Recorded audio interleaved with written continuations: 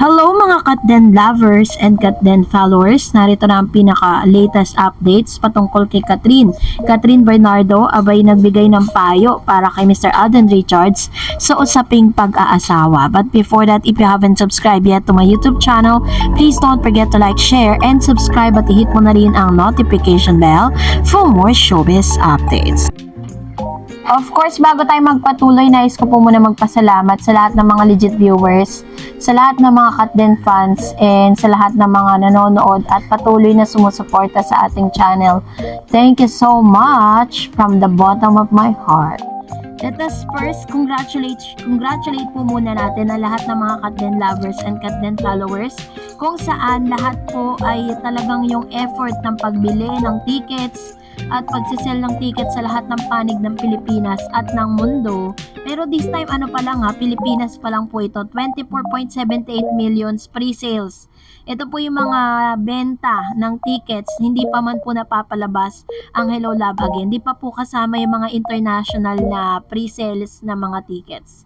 And this time, this coming Sunday po, November 10, 2024, mapapanood si Catherine Bernardo and Alden Richards and Jessica Soho.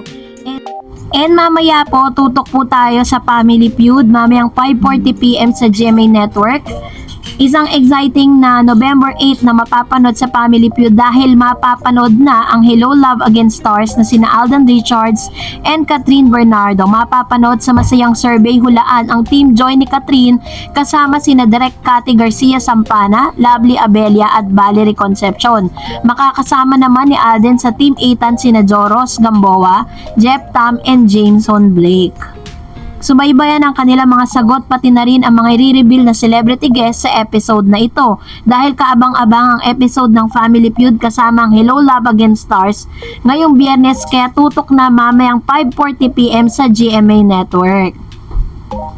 So this time ay dito po natin matutunghayan kung bakit naisagot nitong si Joy ang sinigang na tilapia, kung saan nagtrending po yan doon sa X na isinagot niya po doon po sa hulaan sa Family Feud. So kaabang-abang to at sinasabi pa na talagang kakaiba ang mga kinikilos ni Alden at ni Catherine during that episode, kung saan makikita rin si Alden Richards na panay ang lapit. Kaya nga sabi ng mga netizen po sa X na dating Twitter, saan na raw ito raw si Ethan or si Mr. Alden Richards ay ginrupo na lang kay Catherine kasi nga 'di ba parang walang ginawa si Alden kung hindi tumawid doon po sa kabilang side kila Catherine Bernardo. Kaya tawa ng tawa po yung ilang mga netizen at ilang mga manonood. So very exciting po itong part na to dahil talagang mapapanood na po natin. Ang tagal na po nating hinihintay to pero ngayon lang inilabas kasi nga part din po yan ng kanilang promotion para sa kanilang movie na Hello Love Again. But this time, eto na, pag-usapan natin dahil may isang video po na nag-trending kung saan tila baga si Miss Catherine Bernardo ay may pinaglalaban patungkol po sa pamilya or pag-ibig. Panoorin natin ito. You know, I don't want to choose because it's like choosing between your family and your happiness. And pag di ka happy, hindi din ma-happy yung family mo, diba? So I think very important yung support system na whoever you choose to love, your family should support you or whatever it is that you want to do, something, whether it's a career or kung ano yung gusto mo i-person, dapat may support ng family in order for you to provide for your family. Because I feel like if you tell this person na no, you can't do this, then hindi din siya makaka-perform na maayos, hindi ka na makaka-provide sa family mo. So I wouldn't choose. I choose both, your happiness and your family. Sa isang interview nga na naganap between Alden Richards and Catherine Bernardo ay naitanong ng ilang mga nag-i-interview sa kanila ang patungkol po sa pagpili sa pag-ibig at pamilya. Kung saan ay nasabi nga ni Miss Catherine Bernardo na hindi niya po kailangan pumili because parehas po itong nagbibigay ng happiness sa kanya, 'di ba? Parang if you're going to choose happiness, syempre is mapapabayaan mo naman yung pamilya. Pwede naman daw na habang ikaw ay masaya sa iyong love life, dun sa happiness na meron ka is you provide your family. Ito po ay yung dati naman pong interview ni Mr. Alden Richards sa mga media press na parang sinabi niya na when it comes to parang pag pumasok siya sa isang relasyon, he make it a point na talagang yun na yung kanya magiging priority. Parang ang sinasabi niya doon, medyo maglalaylo siya sa showbiz. So, kaya pala, may mga plans itong si Alden Richards na nababago because according dun sa mga interview nila, nasabi ni Miss Catherine Bernardo na may napag-uusapan sila na medyo deeper at medyo private na open nila sa isa't isa. Kaya parang nabubuksan yung mga isipan nila. This time ay isa ito sa mga parang naging payo din ni Miss Catherine Bernardo for Alden Richards na parang hindi niya naman kailangan na parang na pabayaan kung ano yung karera niya ngayon kapag po pumasok siya sa isang seryosong relasyon.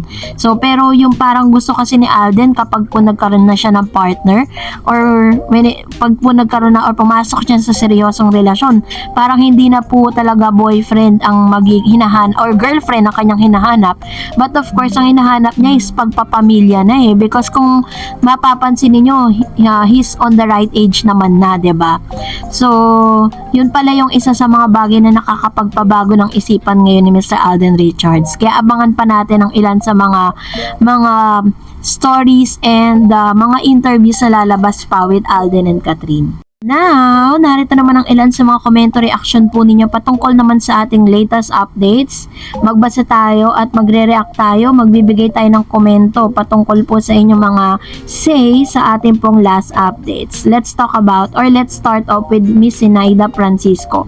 Ma'am Dars, paano po yung senior na po ako? Di ako alam bumili ng tickets online. Mayroon po bang HLA sa SM Cabanatuan po? Salamat po Ma'am Dareds. Ayan, I think meron naman po yan.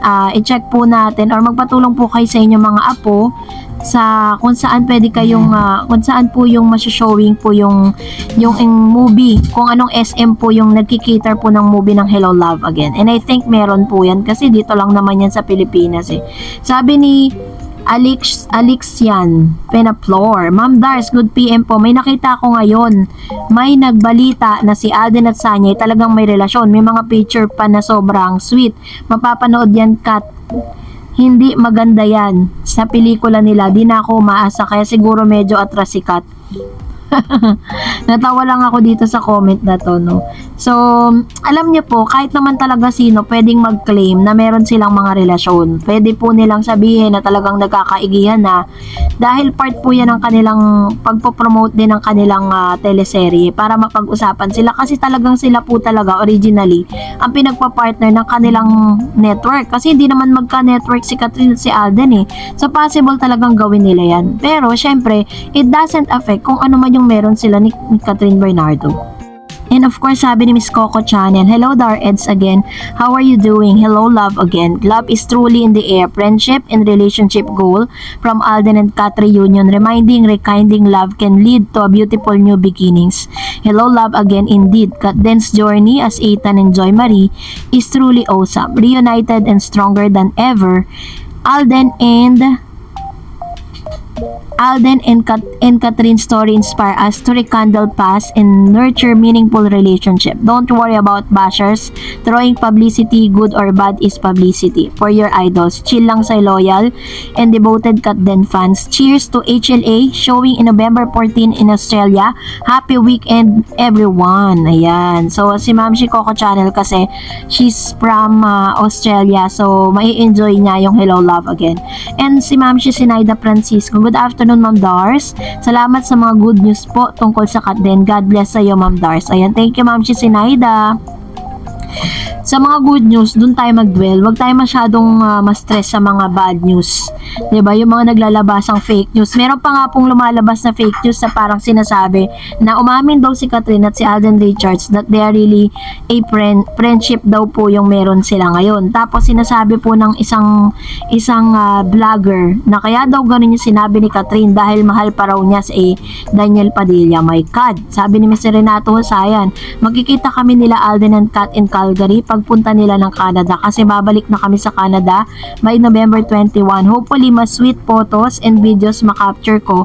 And for sure, top of the list, syempre ikaw, Miss Darreds, para ma-share mo rin sa mga kapwa Katden supporters yung mga kuha photos na gusto natin. This wala nang direct ka Ate Manita. Sakaling pala rin ako maka-interact ulit ang Katden. God bless, Miss Darreds. See at market and good night. Ayan. So, Salamat po Mr. Renato Sayon sa inyo pong komento and mag-ingat po kayo. And of course, sabi ni Miss Corazon Weber, doesn't matter if it would not be a sequel to the first two parts. What matters most is their future movie or teleserye together after Hello Love Again. Once again, I'm looking forward to watching the tandem in the forthcoming months of years here in US of A. God bless you and the entire Katden fandom, Miss Darret. So, ayan. Thank you, Ma'am si Corazon Weber sa inyo pong komento, no?